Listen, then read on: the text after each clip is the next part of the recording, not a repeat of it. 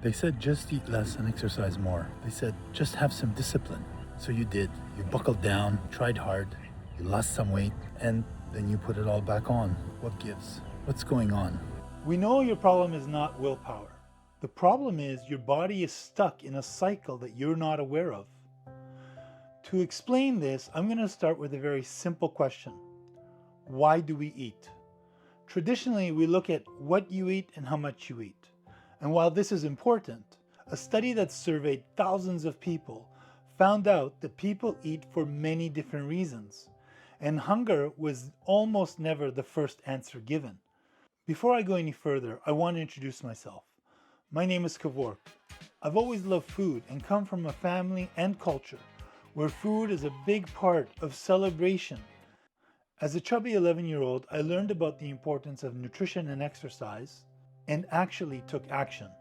I remained relatively fit until I was about 25 years old, when I slowly started my descent. By the age of 48, after years of yo-yo dieting, I reached a plateau of almost 295 pounds. And beyond my weight, I struggled with brain fog, fatigue, and allergies. Not long after reaching my peak weight, I had a concussion.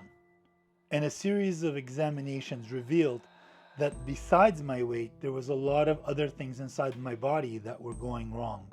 So I immediately started going to the gym and lost some weight.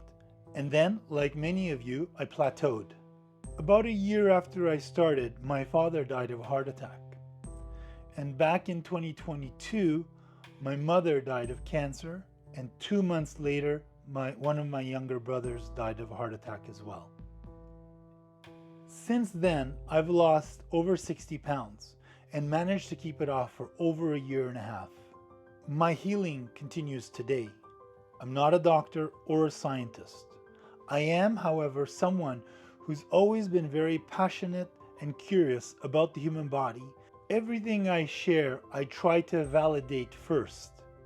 Having said that, because there's so many different opinions in the scientific world, it's important for you to do your own thinking, ask questions, and challenge the information, including me. I come to you with an open mind and an open heart, and a passion for exploring human potential. I look forward to maybe meeting you one day. Until then, let's continue exploring together. So, back to that question. Why do we eat? Most of us say hunger, but researchers studying eating behavior found that hunger is only one of 15 reasons we reach for food. We eat for comfort, out of boredom, out of habit, because the food was just there, because everyone else was eating, because we're stressed, lonely, celebrating, or avoiding something uncomfortable. And here's the connection most people miss. Every time you eat for a non-hunger reason, you are reacting to hormonal and neurological triggers. And when you eat in that same state, you're reinforcing the same triggers. You're making the loop stronger. That's not laziness. That's not weakness. There's a complex web of biological and psychological drivers, most of which are operating below your conscious awareness. At the center of all of this are two master systems, your hormones and your nervous system, dopamine and insulin, your body's two master switches. Here's a simplified version of what is going on inside your body. Dopamine is your brain's reward chemical. When you're stressed, exhausted, or emotionally overwhelmed, your brain is searching for relief, and it knows from past experience that certain foods deliver it fast. Ultra-processed foods, refined carbs, sugar, these trigger a dopamine hit almost immediately. Your brain says, "This feels good, do it again, give me more." But when you eat those same foods, your insulin spikes. And when insulin spikes, your body flips into storage mode. Your fat stores get locked. Even if you have plenty of energy on your body, your cells can't access it.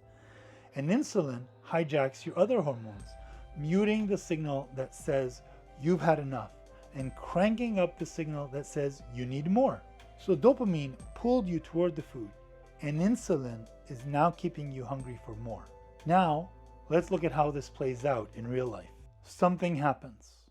A stressful day, an argument, a moment of loneliness. Your brain creates a thought.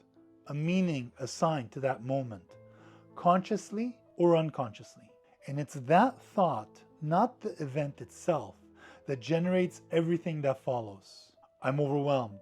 I'm not good enough. I'm in danger of one kind or another. That thought generates a feeling, frustration, anxiety, sadness, fear, and that feeling drives an action. You reach for food. Dopamine fires, insulin spikes, you feel momentary relief. And then the crash comes. The guilt arrives, or maybe you're white knuckling your way through, forcing yourself not to eat while the feelings of not enough, fear, and frustration keep building underneath. The loop gets reinforced biochemically. Whether you gave in or held back, the underlying pattern just got stronger. This is addiction. I know that word can be heavy, but understanding this can help you give yourself grace and be patient as you work through the ups and downs of your efforts. You have to be patient through this process because many people with addictive behaviors have the option to go cold turkey, removing the substance from their life entirely. You can't do that with food. The very substance you struggle with is the same one required to keep you alive. And the most accessible options, packaged, processed, engineered to sit on a shelf for months or years, are exactly what amplifies the insulin and dopamine response I just described. The true cost of all this isn't a number on a scale. It's a life. Constant aches, relentless fatigue, low energy, and gradually this translates to declining time with your family, abandoned hobbies, and a loss of drive for life. Our bodies were designed to move, and the lack of movement reinforces the very stress load that's already driving the loop. I'm getting old. That story becomes true because little by little you move less, and little by little your body adjusts. Your presence, the ability to be there fully for the people and the moments that matter most, is being quietly stolen by a loop most people don't even know is running. But here's what I know and what the science supports. This is not a life sentence. Your brain is not fixed. It's constantly changing based on what you choose to notice and what you choose to do.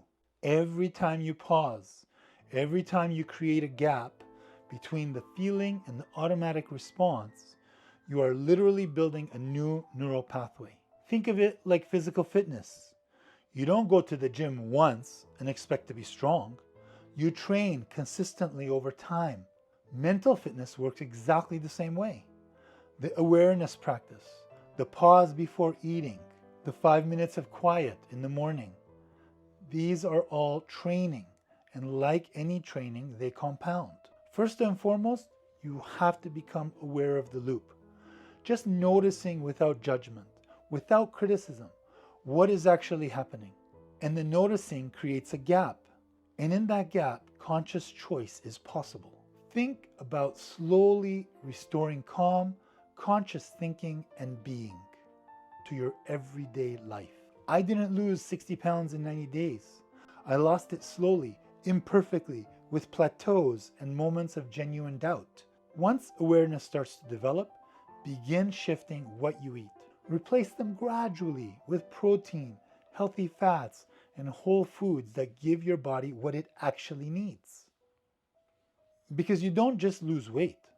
The person you've always been capable of being, calm, present, capable, full of joy and genuine connection, starts to emerge. That is the real transformation, not the number on the scale. The quiet return to yourself. So here it is. You are not lazy.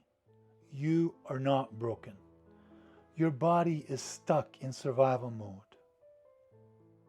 But I want to be honest with you. The implementation takes real effort and commitment because that survival mode is very strong. It has been running for years. So don't try to overhaul everything at once. Just start where you are. Small daily actions, observed honestly, built slowly, sustained consistently, compound into something that looks from the outside like a miracle, and from the inside feels like finally coming home to yourself. To help you stay on track, sit with this question honestly. How would your life look different a year from now if you started today? Not what you would weigh, not how you would look. While that might be important to you, I'd encourage you to go just a little deeper. What would you be able to do? What would you be able to show up for? Would you have the energy, the presence, the aliveness to say yes to, that you are currently avoiding because you just don't have the energy right now? That could be the beginning of everything. Thanks for watching. Please like and subscribe.